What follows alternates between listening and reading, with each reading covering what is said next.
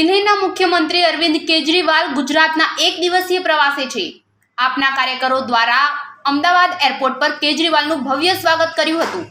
ત્યારબાદ તેઓ circuit house પહોંચ્યા હતા। ત્યારબાદ પ્રેસ કોન્ફરન્સ કરી હતી। નવરંગપુરા ખાતે નવા પ્રદેશ કાર્યાલયનું ઉદ્ઘાટન કર્યું હતું।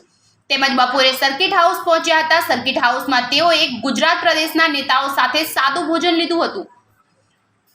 રોટલી, મગનું શાક, દાળ ભાત, છાશ અને પાપડનું સાદું ભોજન તેઓએ લીધું હતું। ભોજન બાદ તેઓએ ગુજરાત પ્રદેશ અને સંગઠનની ટીમ સાથે બેઠક કરી છે। આ બેઠક બાદ પ્રદેશ માળખામાં ફેરફાર થવાની શક્યતા છે।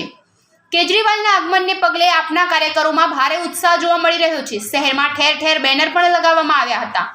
કેજરીવાલના સ્વાગતને લઈને અમદાવાદ શહેર પ્રમુખ જે મેવાડા, ભેમાભાઈ ચૌધરી અને અન્ય કાર્યકરો એરપોર્ટ પર ઉપસ્થિત રહ્યા હતા। કોઈ અનિચ્છનીય બનાવ ન બને તે માટે પોલીસ અધિકારી સહિત 40 જેટલા કર્મચારીઓ ગોઠવાયા હતા। એરપોર્ટ પર કાર્યકરોની પાંખી જોવા મળી હતી। દેશની આઝાદીમાં ગુજરાતીઓના યોગદાનમાં સરદારનું જ નામ લીધું। કેજરીવાલે દેશની આઝાદી અને ત્યારબાદ તેના નિર્માણમાં ગુજરાતીઓના યોગદાનને બિરદાવ્યા હતા। જો કે આ વેળાએ તેમને વ્યૂહાત્મક રીતે ફક્ત સરદાર વલ્લભભાઈ પટેલનું જ નામ લીધું હતું। બાકી મહાત્મા ગાંધી સહિત અન્ય કોઈ ગુજરાતી નેતાઓના નામ ન લીધા નહોતા। કેજરીવાલે કહ્યું હતું કે દેશને આઝાદી અપાવવામાં ગુજરાતીઓને નેતાઓ જ નહીં, ગુજરાતી આમ આદમીનું પણ મહત્વનું યોગદાન હતું। દેશ આઝાદ થયો તે પછી 500થી વધુ રજવાડાઓને એક કરીને સરદારે ખરા અર્થમાં દેશને એક કર્યો હતો। સરદારના યોગદાન વિના આજે જે ભારત છે તે બની શકતું નહોતું। मेरा नमस्कार।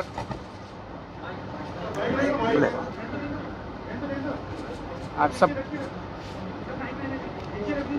हेलो हेलो आप सबको मेरा नमस्कार। मंच पे मौजूद यशुदान भाई, गोपाल भाई, मनोज भाई, गुलाब जी और मीडिया के सभी साथीगण, सबसे पहले मैं आपको एक छोटा सा किस्सा सुनाना चाहता हूँ। आज सुबह सुबह मैं दिल्ली से अहमदाबाद आया। अहमदाबाद एयरपोर्ट से जब बाहर निकल रहा था तो एक कर्मचारी ने मुझे रोका। कहता सर सेल्फी खिंचवानी है आपके साथ। तो उन्होंने सेल्फी खिंचवाई। फिर मुझसे पूछा कैसे आना हुआ। मैंने कहा यशुदान जी आम आदमी पार्टी ज्वाइन कर रहे हैं। कहते अच्छा। वो कहता है यशुदान तो गुजरात का केजरीवाल है। तो यशुदान जी, गुजरात की जनता आपको बहुत प्यार करती है, आपको हीरो के रूप में देखती है। गुजरात के लोगों ने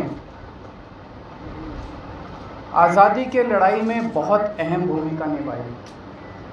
देश के सबसे बड़े नेता गुजरात की धरती ने दिए, और केवल नेता नहीं दिए, आम लोगों ने भी आज़ादी की लड़ाई में बड़ी बड़ी शहादतें और कुर्बानियाँ दी। देश आज़ाद हुआ, पूरा देश रियासतों में बटा हुआ था। फिर सरदार पटेल ने बीड़ा उठाया कि देश को एक करना है। रात दिन 24 घंटे मेहनत करके उन्होंने पूरे देश को इकट्ठा किया।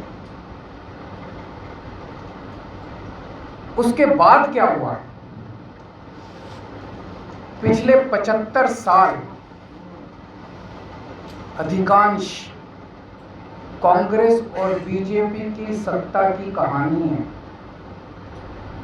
और आज गुजरात की जो हालत है वो बीजेपी और कांग्रेस की सरकारों की कारस्तानी है। पिछले 27 साल से गुजरात में एक ही पार्टी की सरकार है, लेकिन पिछले 27 साल इन दोनों पार्टियों के गठजोड़ की कहानी है, दोनों पार्टियों की दोस्ती की कहानी है। कहते हैं, मुझे नहीं पता, आपको तो ज़्यादा पता होगा, कि कांग्रेस बीजेपी की जेब में है। जब जब बीजेपी को ज़रूरत होती है तो माल कांग्रेस सप्लाई करती है। ऐसे कैसे चलेगा? गुजरात की कौन सुध लेगा? आज गुजरात के किसान आत्महत्या कर रहे हैं 75 साल के बाद। गुजरात के सरकारी स्कूलों की बुरी हालत है, गुजरात के सरकारी अस्पतालों की बुरी हालत है, गुजरात के व्यापारी डरे हुए हैं। डरने की क्या ज़रूरत है? अब तो देश आज़ाद हो गया, किसी की हिम्मत नहीं है। अभी कुछ साल पहले मेरा एक दौरा लगने वाला था। गुजरात का एक बहुत बड़ा चेंबर ऑफ कॉमर्स है, उन्होंने मुझे इनवाइट किया। ऐन वक्त पे गुजरात के अथॉरिटीज़ ने उन पे प्रेशर डाल के मेरा दौरा कैंसिल करा दिया। ये क्या बात है? गुजरात के व्यापारी डरे हुए, और पिछले 1 साल के अंदर कोरोना काल के दौरान जिस तरह से गुजरात को अनाथ छोड़ दिया गया, ऐसे लगा जैसे गुजरात के लोगों की सुध लेने वाला कोई नहीं है, गुजरात के लोगों का ख्याल रखने वाला कोई नहीं है। ऐसे हालात के अंदर यशोदान गढ़वी जी ने जो निर्णय लिया राजनीति में आने का, मैं यशोदान जी को तहे दिल से बहुत बहुत बधाई देता हूं। उनको क्या जरूरत पड़ी थी? जब किसी का करियर खत्म हो जाता है,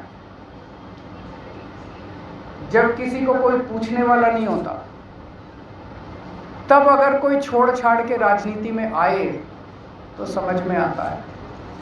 लेकिन अगर कोई अपनी करियर की पीक पे अपने करियर को लात मार के राजनीति के अंदर आए तो वो गुजरात की जनता के लिए आ रहा है।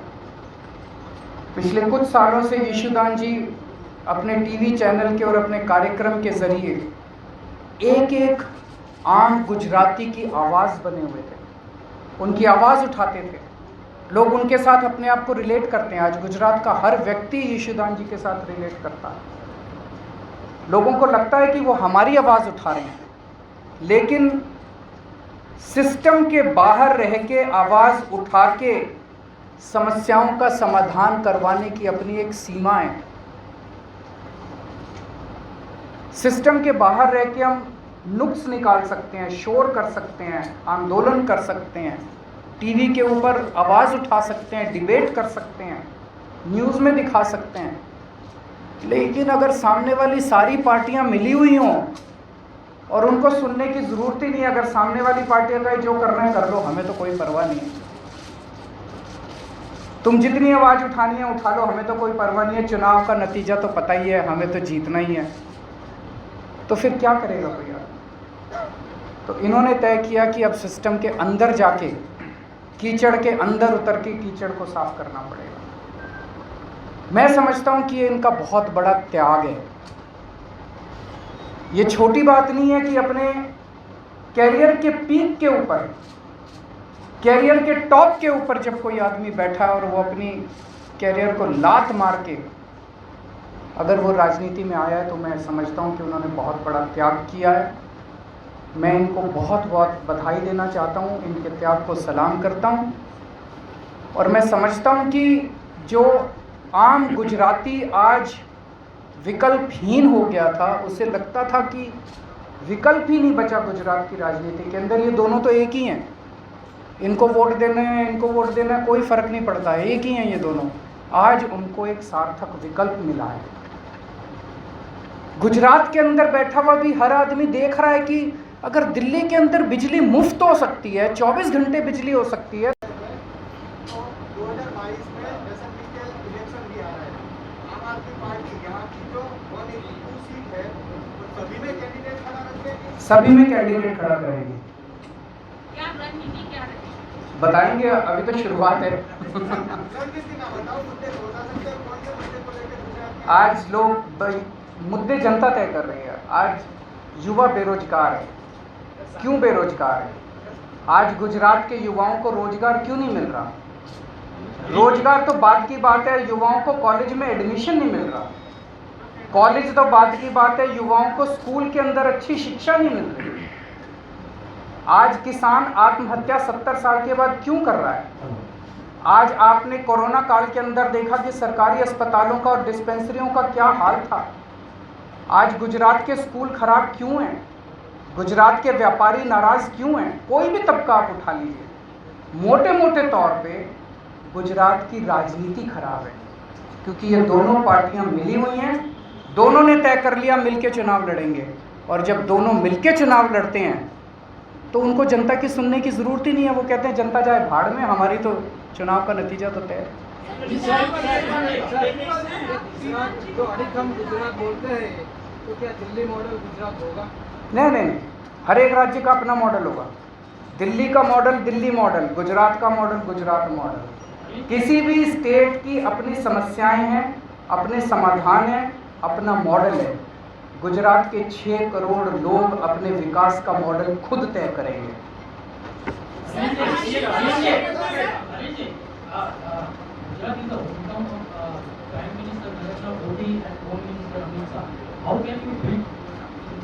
How can you? देखिए, मैं किसी इस वक्त नेता या उसके किसी का खिलाफत करने के लिए यहाँ नहीं आया। मैंने जनता के मुद्दों की बात की है। उन जनता, क्या आप मानते हैं कि आज गुजरात के युवा बेरोजगार हैं? आप मानते हैं? क्या आप मानते हैं कि अस्पतालों को सुधारने की ज़रूरत है? आप मानते हैं? क्या आप मानते हैं कि किसान आत्महत्या कर रहे हैं? आप मानते हैं? हमारी राजनीति जनता के मुद्दों से जुड़ी हुई है। हम किसी नेता के खिलाफ नहीं हैं, हम किसी पार्टी के खिलाफ नहीं हैं, हम जनता के विकास के लिए काम कर रहे हैं, हम भ्रष्टाचार के खिलाफ हैं। अभी गुजरात में दो आपकी पार्टी के साथ दो मुख्य थे, पार्टी और वो का 2022 का इलेक्शन आप किसके चेहरे पर लड़ेंगे? जनता के चेहरे पे लड़ेंगे। जनता तय करेगी, जनता हमारा चेहरा है। दिल्ली के 2 करोड़ लोगों ने मिलके राजनीति बदली है, केजरीवाल ने राजनीति नहीं बदली। केजरीवाल तो छोटा सा आदमी है, मेरी कोई औकात नहीं है। 6-7 साल पहले तक केजरीवाल को कोई नहीं जानता था। दिल्ली के 2 करोड़ लोगों ने मिलके तय किया कि अब इन दोनों पार्टियों को हराना और इस छोटी सी आम आदमी पार्टी को वोट देना। जनता ने आम आदमी पार्टी को वोट दिया और जनता ने राजनीति बदली। गुजरात के 6 करोड़ लोग अभी तक मजबूर थे, उनके पास विकल्प नहीं था। गुजरात के लोगों को तय करना है अब कि हमें राजनीति बदलनी है कि नहीं बदलनी। Thank you. ઉપસ્થિત સૌ પ્રિન્ટ ઇલેક્ટ્રોનિક અને ઇન્ડિપેન્ડન્ટ મીડિયાના સાથીઓનું હું સ્વાગત કરું છું. પૂજ્ય રાષ્ટ્રપિતા મહાત્મા ગાંધી, લોખંડી પુરુષ સરદાર વલ્લભભાઈ પટેલ, રવિશંકર મહારાજની આ જન્મભૂમિ અને કર્મભૂમિમાં હું માનનીય મુખ્યમંત્રી શ્રી અરવિંદ કેજરીવાલજીનું શબ્દપુષ્પોથી સ્વાગત કરું છું. આજે ઐતિહાસિક દિવસ છે કે આમ આદમી પાર્ટી એક નવા મુકામ તરફ આગળ વધી રહી છે. આમ આદમી પાર્ટીમાં આજ રોજ ગુજરાતના સૌથી પ્રતિષ્ઠિત અને લોકો જેમને ખૂબ પ્રેમ કરે છે એવા પૂર્વ મીડિયા કર્મચારી માનનીય ઈશુદાનજી ગઢવી આજ રોજ આમ આદમી પાર્ટીમાં જોડાઈ રહ્યા છે. ઈશુદાનજીએ ગુજરાતની અંદર લોકશાહીનો ચોથો સ્તંભ જે મીડિયા છે તેમાં રહીને એક વિપક્ષ તરીકેની મજબૂત ભૂમિકા નિભાવવાનું કામ કર્યું છે. જ્યારે વેપારીઓના પ્રશ્નો હોય, ખેડૂતોના હોય, વિદ્યાર્થીઓના હોય, વાલીના હોય, બેરોજગારોના હોય, આઉટસોર્સ કોન્ટ્રાક્ટ કર્મચારીઓના હોય કે કોઈ પણ પ્રશ્ન હોય, આ તમામ પ્રશ્નોને મજબૂત વાચા આપવાનું, સરકારના બહેરા કાન સુધી પહોંચાડવાનું, નિડરતાભર્યું અને લોકતંત્રને બચાવવાનું કામ માનનીય ઈશુદાનભાઈએ કર્યું છે. ઈશુદાનભાઈના આમ આદમી પાર્ટીમાં જોડાવાથી બેશક આમ આદમી પાર્ટીની શક્તિ વધી છે, અનુભવ વધ્યો છે. સમગ્ર ગુજરાતમાં ખૂણે ખૂણે આમ આદમી પાર્ટી સાથે જોડાયેલા જે કાર્યકર્તાઓ છે એમનું મનોબળ વધ્યું છે, એમની હિંમત વધી છે. માનનીય ઈશુદાનભાઈએ જે રાજનીતિમાં જોડાવાનો અને આમ આદમી પાર્ટીને પસંદ કરવાનો જે નિર્ણય લીધો છે એ બદલ આમ આદમી પાર્ટી ઈશુદાનભાઈનું આમ આદમી પાર્ટી પરિવારમાં સ્વાગત કરે છે. અને હવે હું વધારે વાત ન કહેતા આદરણીય મુખ્યમંત્રી માનનીય શ્રી અરવિંદ કેજરીવાલજીને વિનંતી કરીશ કે માનનીય અરવિંદજી ઈશુદાનભાઈને પાર્ટીનો ખેસ પહેરાવી પાર્ટીમાં સ્વાગત કરે. કેમેરામેન મીત પટેલ સાથે રણજીત સિંધવ, ઇન્ડિયા 19 ન્યૂઝ, અમદાવાદ.